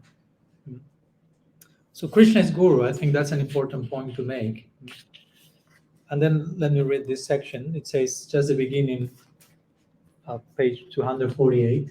The unusual but plausible case of someone accepting God as his main Guru is further confirmed by Srila Prabhupada in his commentary to these verses. What he says, Bhagavatam 8:24-50, in case you don't believe me. He says that either the Supreme Lord or his representative can become Guru. And then he says 8:24-52, the Lord, being situated in everyone's heart, can give one complete instructions on going back to Godhead. And then in his commentary on the very last verse of this section, 8:24-52, Srila Prabhupada further elaborates on this possibility. So I'll read this commentary and share a few words. Prabhupada says, sometimes it is argued that people do not know who is a spiritual master, and that finding a spiritual master from whom to get enlightenment is, in regard to the destination of life, is very difficult. To answer all these questions, King Satyabrat shows us the way to accept the Supreme Personality of Godhead as the real spiritual master. The Supreme Lord has given full directions in Bhagavad Gita about how to deal with everything in this material world and how to return home back to Godhead. Therefore, one should not be misled by so-called gurus who are rascals and fools. Rather, one should directly see the Supreme Personality of Godhead as the guru or instructor. So, of course, by reading this, I'm not canceling parampara, and I'm saying, all of you who have gurus, you have been cheated, sorry. No, I'm not saying that. But we're trying to widen the perspectives and show that there can be, this section is from Satyabrata Muni in the Bhagavatam, and he prays to Krishna in many verses as the Guru. You are the Guru, you are my Guru, you are my Guru. So that's in the Bhagavatam, just in case. Of course, the Bhagavatam also establishes the idea of accepting a spiritual master. This is a long topic, but in brief, what I can say is, of course, accepting a Guru doesn't mean that, okay, that person stands in between me and God in every sense, and I cannot have any particular direct connection with God. Because again, God is in our heart. God is the Chaitya Guru. And of course, we can say, yeah, God's in the heart and the Chaitya Guru, but we may mistake his inner voice with our mind's voice, and that's why we need the Chaitya Guru appearing in front of us, as is mentioned Chaitanya Charitamrita, to make it clear what's going on. I understand the point. Sometimes so many voices are around us, and so many people say, God has told me to kill you all. No? Sorry for the extreme example, but I mean, that's a case, and you can find so many in between that extreme. But I received direct revelation that I am the Messiah and I will do whatever. No, so those things can happen. But also, I will say that I personally feel that sometimes in our community it's not emphasized enough the possibility of connecting with God in our heart as our guru also. And sometimes it's, in my opinion, Swami Padmanabha's opinion, to overemphasize that the human individual guru needs always to interpret for you what God wants from you. And I don't think that's necessarily the case. I mean, because at the same time, you don't have your guru just next to you every single moment of your life. And you are expected to see Krishna's presence and catch his teaching so many moments that your guru is not there like, Gurudev, is this correct? Is this one of you? You cannot just like call and write like 300 times per day to confirm like, is this Krishna is my mind? Is this Krishna is my... So the guru, of course, is there as a crucial figure to help you in your relationship with Krishna, in one sense. No, so the guru is not so much telling you love me and have faith in me, and it all ends up in me. But the guru is a facilitator in the connection between the disciple and Krishna. No? So it should be, because you mentioned this idea of hierarchy, and I understand, and I know that sometimes can be the case, like too much verticality in the, not only hierarchy, like sometimes a monarchy or something. But I personally don't like too much to think in those terms. For me, the relationship between guru and disciple is not so much a vertical hierarchy. Of course, there is a hierarchy. I won't treat my guru like, hey, buddy, how are you doing? But there's more like a circular collaboration or spiral, if you will. No? Keeps expanding. Because the two of us, guru disciple, are serving the same ideal from their particular perspectives. Of course, guru is father and son are different, but they are to become friends in the project. That's what Rupa Goswami said. Vishram Bena Guru Seva.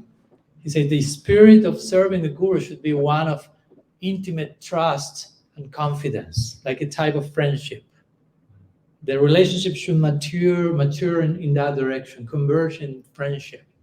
And friendship is not so much vertical hierarchy. It's more like, again, I'm not equal with my guru, but there is a type of friendship there. So it's not such a like heavy, hard, vertical hierarchy, at least in my opinion. I know that model has been implemented a lot, but I don't think it's very sustainable. So there has to be a lot of affection. And if there is affection, the guru is seen again as a great personality that I love, but as a very deep friend that is such an example, such an elder, like the classical elder figure in the village, so to say, like a person that everyone goes and is venerable and has so much experience and so much affection, and is a facilitator. Again, it's not that it ends up in me, I'm your owner, you cannot talk to God separately, it's all throughout my custom house or something. So I don't know if that helps a little bit to like, there's much more to say in that connection, but anyhow, that's another seminar retreat. So we already have different topics for the next 5 years or something. Yeah, Janita. I really appreciated the context in which you referred to Krishna as human, and also Guru as human. My jaw like actually dropped. It was like really deep. So I really appreciate that. And another thing I appreciate is some emphasis I gleaned on understanding the principle of Sri Guru and letting that be the lens to view Guru. And there's a lot of appreciation that comes for the Guru by seeing the lens by which we're viewing them. I really appreciated that, and it made me think of Deva Madhavu one time on Vyasa Puja. He glorified Bhargava Maharaj through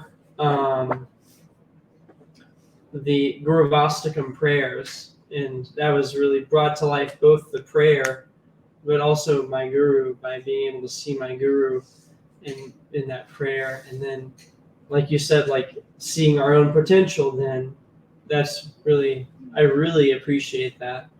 And I have a question, 2 questions, but I'll ask one, and maybe, one question which I think is something that maybe other people are experiencing too, or have experienced, because I really appreciate when you're saying initiation, it's a beginning, that it's not that our faith kind of ends where it began, like a baptism, like now you're in and Haribol, but it's like a beginning. At the same time, there's another side to that I haven't appreciated, and in my own experience, I haven't experienced it. I don't really see it in others. That it's still. I've also heard that your spiritual life hasn't really begun until you're initiated, and that was never my experience. It's not something I see, but somehow that goes around. I don't know if there's Shastra for that. Prabhupada says it in the introduction. Yeah, and I remember feeling that weight, but at the same time, I didn't feel like my spiritual life hadn't begun yet until then, but I did feel the gravity of that. So can you help clarify that, Prabhupada saying that, and how we can understand exactly what that means? Yeah, thank you for the question. So, yeah. So much trauma to heal, right? So yeah, of course, on one side we have like, on an experiential level, I think it makes no sense for any of us to say, before I received initiation, I had no spiritual life whatsoever, because if you have no spiritual life, how you ended up being initiated? I mean,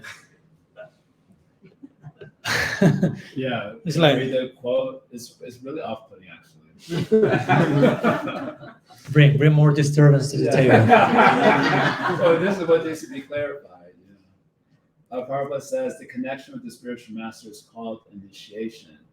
From the date of initiation by the spiritual master, the connection between Krishna and a person cultivating Krishna consciousness is established. Without initiation by a bona fide spiritual master, the actual connection with Krishna consciousness is never performed. Okay. And now you have what I read a few minutes ago from Prabhupada also, and you have to, okay. And we find many statements like that. I mean, in my first book, the second part of my book is basically doing that, putting on the scale like, okay, he said that, the same person said, because sometimes we think, okay, one acharya say this, another acharya say that, how to harmonize. That's one thing. What would the same acharya says to different things? Rupa Goswami says in Laghu Bhagavatam that the way to solve that is not to cherry pick the statement you are more comfortable with. You have to harmonize. You have to understand what's going on here, what's the background, what's the context, which is the audience. So I will say that in that case, Srila Prabhupada is really pounding the post and making an emphasis on the importance of initiation, and it speaks in a way that it sounds like without this, you have nothing. But I don't feel that he's believing that in that sense. It's just making, and he will many times speak like absolutistically, so to say, to overemphasize something that it's important. Again, we're not downplaying that, but we have to understand the mood and the way of speaking, especially when you see him saying other things like the ones I read here. It's not that he said only that thing always. Because again, there is preliminary stages to Diksha. I mean, Rupa Goswami, when he mentions the 64 angas of bhakti, Ado Guru Padashraya, and then comes Sri Krishna Dikshadi Sikshanam, Vishrambena Guru Seva, and so on and so forth. But, so it's not that before Diksha there is nothing, because again, how there will be Diksha if there was nothing before? It's not that I was just, going to Las Vegas and a casino and suddenly I got Diksha and my spiritual life began. I was initiated by a coin machine or something like that. There is some or like sometimes I've heard devotees saying in terms of, okay, before initiation, you take shelter in a guru. I've heard, at least in ISKCON, sometimes they use that expression, taking shelter in someone. And also, I'm okay with expressions, okay, but the point is the implications that you may think. Somebody was telling me the other day, no, Maharaj, I'm off put by this statement because they will ask you, have you taken shelter already? Like it sounds, if you have not taken shelter in someone, you have not taken shelter at all. And the expression of taking shelter, I mean, it's become so limited to that particular thing. But if you take shelter in a particular guru, means that you have taken shelter before that in Krishna, in the practice itself, on some level or another. So my point is sometimes the language in itself creates a certain pattern of thoughts. So if we say, okay, your Diksha, you start to think like that, and to conceive things like, and I've seen so many devotees also falling into that idea, okay, till I got initiation, nothing is going on. Nothing is going on. And the problem is that when they get initiation, think, everything is happening now. Yeah, everything, I'm done. Like Devamada, I think, was say, okay, I got there, I can get my cloud up, cloud down. I'm like, okay, I can take rest. It doesn't work like that, no. So yeah, I will say like that. No, Prabhupada tried to make that emphatic point, but I mean, to be honest, let's be honest. If you want to take that from Prabhupada, before Diksha, nothing is going on. You tell me when Prabhupada got Diksha. When he was 5 years old, 10 years old, one day after meeting his guru. How old he was? 30. Approx.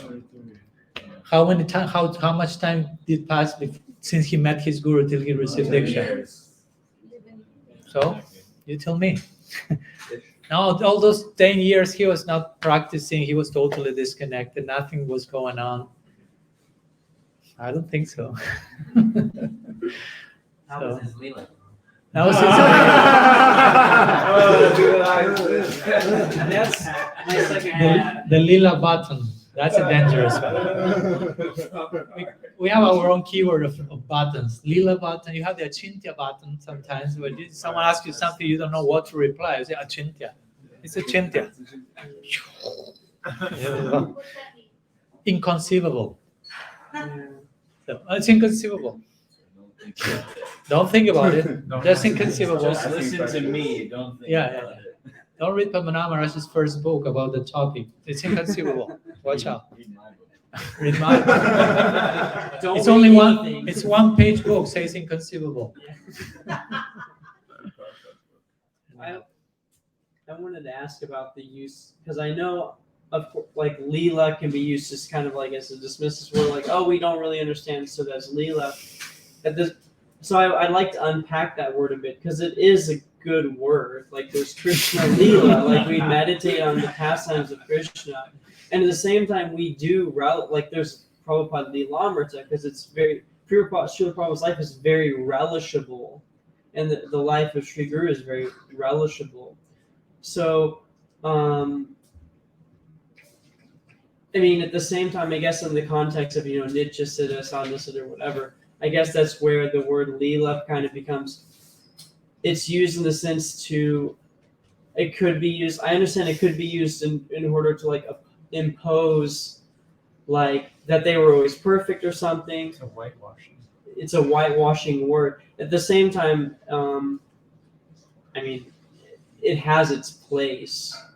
So I would like some help unpacking like that. If you don't, that's not a clear question. Yeah, I get the point. Of course, I don't have any problem with using the word lila, but yeah, I mainly pointed to how much this word, or so many other words for that matter, can be like abused, not used. Now, as you mentioned, whitewashing and evasiveness and over justification. I mean, I've heard literally, and you may just faint, but some gurus who have molested underage people that, oh, that was his Madhurya Lila. So I'm offering himself in service for his pleasures to serve him. That's those type of things. Seriously, I mean, someone's telling me that very seriously. I'm like, I want to jump off this window right now.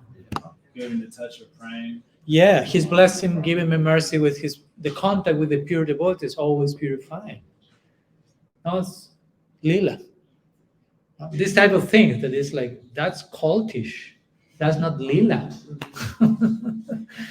So regarding unpacking and discerning about that, of course, it may require examples and specific cases and situations, and it all depends, again, what's going on. Who is the guru? What's the standing of the person? Again, what do we understand by lila also? I mean, technically speaking, the word lila is mostly applied to Krishna and his associates and the interaction of divine love between them. That's basically lila, non-dual play, so to say. They are playing on the foundation of non-dual consciousness and total transcendence, a celebratory movement. Lila is kind of the opposite of karma. Karma is like forced labor or something. By the strength of the gunas, I'm doing this, doing that, karma. Lila means they are doing things, but not because they have to, because they have some emptiness, but out of fullness, they celebrate. That's a very different movement. I'm sorry if I'm going into that direction, but I think it's important because we use loosely the terms lila. What's lila? What's it? Even the word pastime is a little bit like complex to understand, right? Pastime. I mean, we use it, but what's implications of pastime? So, but the idea is basically, again, lila means, karma means I'm empty and I'm running, trying to fill my emptiness. I have an existential void of this size. And then sometimes we find someone in the world and feel, oh, I love that person, but actually you project the size of your existential void and see that person feeling exactly that void, something like that. So you are moving and running out of emptiness. And lila means you are so full that fullness starts to overflow you. And it starts to sprinkle. And you cannot sit quietly. In karma, in fruitive action, you cannot sit quietly because so many desires you are running here and there, up and down, rajas, tamas, sattva. Maybe if you become peaceful, you can sit quiet in meditation, shanti, shanti, shanti. But when you are full of love, you cannot sit peaceful in meditation. You need to wake up and start to dance and celebrate. That was Mahaprabhu. Mahaprabhu was not like, he was rolling on the ground, grabbing his head on the wall and crying and rolling and celebrating. So lila has to do with the celebratory movement. You are so filled that you cannot but move and celebrate. So someone who acts from that place of complete fulfillment, okay, we can talk about lila. No, that was a lila. No, but again, not necessarily every guru is in that situation. So we have to watch out in the sense of not to, again, over absolutize and over lilized something that doesn't necessarily lila. So again, then you have to go to each particular case and see accordingly. Okay, is that lila? Is not lila? Why do I think it's a lila? Why do I have a need to make everything lila? Because I don't want to see the truth, probably. I don't want to take the trouble of discerning and trying to see, like, oh, probably this is not lila, this is not absolute. But also, this may be a mild mistake. Again, like the example of Prabhupada Bhaktisiddhanta. He mispronounced a word. Oh, lila. No, lila. He mispronounced a word. That's it. It's okay. Oh, Prabhupada didn't know who is the Yuga Avatar of Treta Yuga. Lila. It's not lila. Don't put that in the Lila Amrita. Just he doesn't know. That's it. It's okay. Don't try to make everything lilesque, lila-like. I mean, again, the question is, what makes you try to make everything lila? It's just detail. He doesn't know this. It's a detail. It doesn't compromise his lila. So, some thoughts. Again, each case should be specific, particular. And in some cases, you really cannot see that as lila. It's the case I told you, like abuse, molestation, lila. No, that's not lila. It's clear. That's not lila. In some cases, it may not be clear. I understand. Some stages we may be like, may take time. Again, is it legal, illegal? What's going on here? It's lila or legal, illegal, whatever.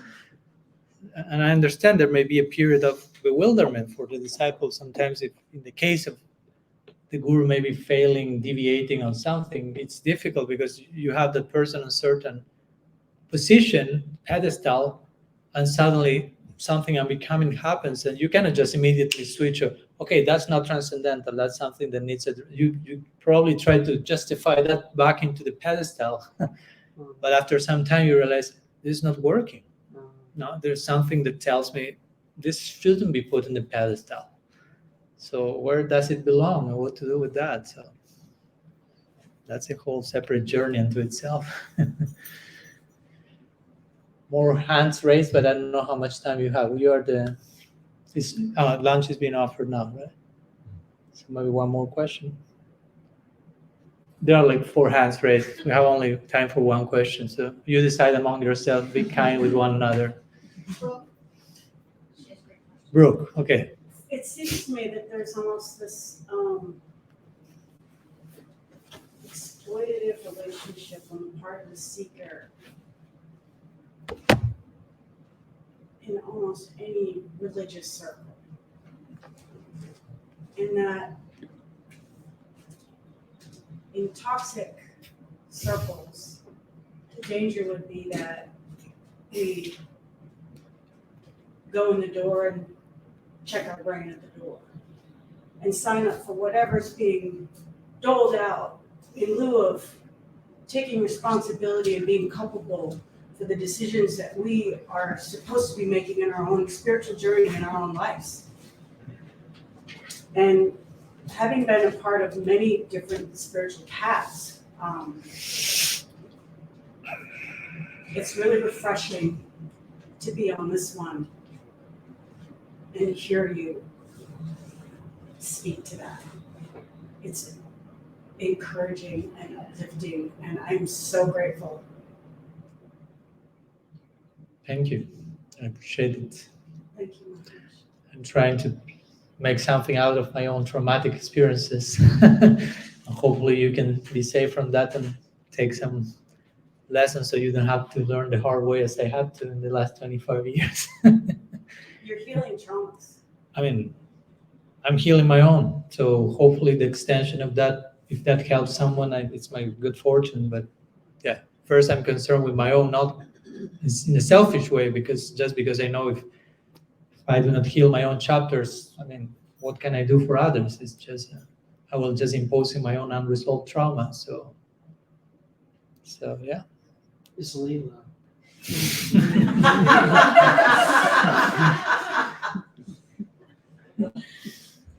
So generous. Joy Nitai. He's in that spirit. Leela. Okay, that was a short one, so we'll go one more. He was raising the hand. What's your name? Remind me. Sai. Sorry? Sai. Sai. Please. I was, you were saying about you need to know what you are looking for first. Then a guru is to typically guide you along the path versus, you don't just go shopping for guru without knowing what you're even looking for. But then if you know what you're looking for and go to gurus, but they are, we know like Arjuna and Krishna, Arjuna was in a certain state of helplessness, and Krishna as the guru was able to lift him from that state, clarify his questions in a very logical, sequential manner, and take him along the path where in the end he was convinced and he was confident and he was no longer in that helpless state. So what if that the guru there is a disconnect that the guru offers something, but that is not answering or really addressing what you're seeking, and then it doesn't resolve anything and it doesn't move you along. So, and then you keep going with the same thing to many, and then asking the same questions, and it doesn't resolve, and so then yeah. So how do you proceed? Again, this is a question that has to be answered more specifically according to each particular case.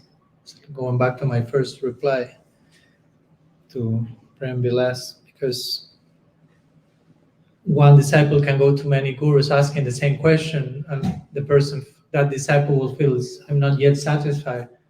I don't know why that person is not satisfied, because it can be like you are receiving the actual answers, but you are not willing to accept them, and that's why you're not satisfied. Or you are sincerely inquiring, until now you have not met someone who can really respond to that sincere inquiry. I don't know. Again, each case will be unique, but both things can happen. I mean, one can ask the same question to many people, and you can be receiving the proper answer, but maybe we already figure out in our mind which will be that answer, how that answer should be. I'm just giving ideas. I'm not saying this is your case or anyone's case. I'm just throwing potential situations. Sometimes it happens. Some people ask questions, but they already figure out what should be my answer to their question. I'm like, why the hell you're asking the question? I mean, if you're smart enough to just having figured that out, I mean, you don't need me even. You just need me to confirm your bias, probably, and you're using and exploiting me as a confirmation tool or something like that. That's not how it works, no. So, in fact, the duty of the guru, in one sense, is to unsettle the disciple. In the sense, the disciple may ask a question or may have an idea about something, and the guru has to create further doubt in the disciple, but doubt in a healthy way, doubt in the sense of uncertainty. The disciple may think, okay, now that I hear from Gurudev, I know what Brahma Vimohan Lila is about. And the Guru then will explain further layers of the Lila, so the disciple concludes, I don't have an idea what Brahma Vimohan Lila is about. I thought I knew, and now I realize I don't know. Jai Gurudev. No? You follow? So sometimes the Guru, instead of giving answers, will create further questions. That's also another point I write in my book, that sometimes we are addicted to answers. We want to bring closure, but the Guru's duty is to bring disclosure. The Guru's duty is to create new questions, not just to give answers. Sometimes the Guru will create a new question and will tell you, stay with the question long enough till the question itself evolves into the answer. And we may be like, no, give me the answer, clear answer now. No, stay with the question for some time. Be disturbed for a while. Go to that dark space. No. So I'm saying all the things in terms of that. We as disciples may go with questions, but already without bad intention, but somehow already idealize or expect the answer will be in this way. The answer has to be like that. And probably, if that happens, we are going from the wrong place to ask the question. Asking questions is a whole art. It's not so easy. It's not just, I have questions and pretty smart, I have lots of questions. From which place you're asking? Let's begin there. How willing you are to acknowledge that your question was incorrect, or that you don't need to ask that question yet, or that you needed to ask that question 5 years ago. Now you have to ask this question, or you have to ask that question in 25 years, not yet. I mean, so many possibilities are there. Or, although I say the Achintya button, and I was joking about that, in some cases the answer will be Achintya. There's place also for that. Prabhupada did that a lot. He said, stop thinking. But there's place for stop thinking, and also there's places think about that. So it's not, again, one size fits all. It's very unique, not only to each person, but to the stage of each person and to the moment of each person. The Guru has to be really empathic in replying from that place, basically. There's no like universal formula. Like you ask me anything and I will tell you just chant and be happy. That's it. Probably most of you will be frustrated with that answer. I mean, the one-liner is true, chant and be happy, but between the chant and the be happy, there is a parenthesis with 1,000 considerations. And we need to be we are talking about those things now. So we can chant and be happy considering, or like they might like to say, chant and be honest. That one was like that? Yeah. Be honest, that's the important thing. Be happy. it may, Brindavani was saying, no? Sometimes, okay, I want to be happy. It's not about being happy. No? In one sense. No? Don't be addicted to happiness. Because this is about, I like what Viktor Frankl says in his Man in Search of Meaning. He says that actually, and I like that a lot, he said the purpose of life is not happiness. The meaning of life is purpose, to find purpose even in suffering. Because you can be happy and find no purpose in that. And you become totally stagnated in a comfort zone. But you can be suffering a lot, like he did in Auschwitz. So he walked the talk and find so much purpose in the worst possible situation you're in. And that gives your life meaning. So the meaning of life is not happiness, it's purpose, whether in happiness or in suffering. And both of them will be in eternity. It's in their own way. But they are so full of purpose that suffering is not unbecoming, it's totally desirable. Anyhow, I'm shifting to Auschwitz and other directions here now. But some points in connection to your question, which again, I can only reply to that generally. I cannot address it individually, specifically, because I don't know the details of any particular case. But yeah, we should be open to see how much sincerely we are inquiring from which place, and to have trust. I mean, Krishna is in our hearts. Don't forget that one. So if we are sincerely inquiring about something, he will make the arrangement for that to happen. And if it's not happening, probably we need to go through that like threshold period where answers are not coming, and we are invited to be patient with mystery and coexist with uncertainty for some time. Okay, thanks so much to all of you. And if there are more points or things, we can continue talking. Tomorrow we have a second talk, and also we can continue talking personally, informally these days as well.